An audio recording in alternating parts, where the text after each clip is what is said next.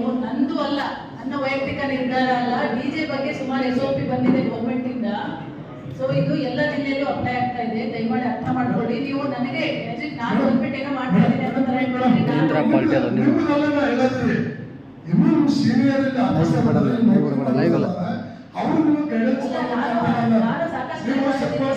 Madam ಹೇಳ್ಬೇಕು, ನಮ್ ಜಿಲ್ಲೆ ಶಾಂತಿ ಐತಿ, ಡಿಜೆ ಹಚ್ಚೋದ್ರಿಂದ ಏನ್ ತೊಂದ್ರೆ ಇಲ್ಲ ಮೇಡಮ್ ನೀವ್ ಅದಕ್ಕೆ ನಾವ್ ಏನಾಕತಿ ಪಾಪ ಹೊಡ್ಸೋಕಪ್ಪ ಏನಾದ್ರೆ ಒಂದ್ 3-4 ತಾಸು ಏನು ಬೇಕಾದ್ರೆ ದೌಡ್ ಮೆರವಣಿಗೆ ಮಾಡಕ್ಕೆ ಆದೇಶ ಮಾಡಿ, ದೌಡ್ ಕಳ್ಸಕ್ ಮಾಡ್ರಿ, ಆದ್ರೆ ಕಂಡೀಷನ್ ಮಾಡಬಾರ್ದು ದಯಮಾಡಿ.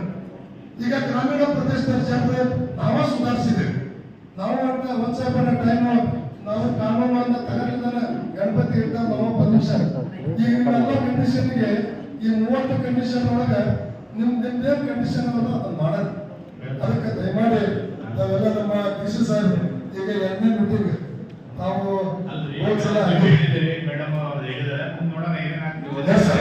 ಅಲ್ಲ ತಾವು ಇಬ್ರು ನಾಯಕರು ನಮ್ಗೆ ನೀವು ಜಿಲ್ಲೆಯ ನೀವೇ ರಥ ಒಯ್ಯೋದು ಒಟ್ಟಾರೆಯಾಗಿ ನಾವು ಈಗ ಮೇಡಮ್ ಅವ್ರು ಹೇಳಿದ ಉದ್ದೇಶ ಏನಂತಂದ್ರೆ ಈಗೆಲ್ಲ ಕೆಲವೊಂದು ಘಟನೆಗಳಾದ ಹಿನ್ನೆಲೆಯಲ್ಲಿ ರಾಜ್ಯದ SOP ಇಶ್ಯೂ ಆಗಿದೆ, ಸಮಾರಂಭದಲ್ಲಿ ಜನ ಸೇರಿಸೋದಕ್ಕೆ ಡಿಜೆ ಹಚ್ಚಿಗೆ.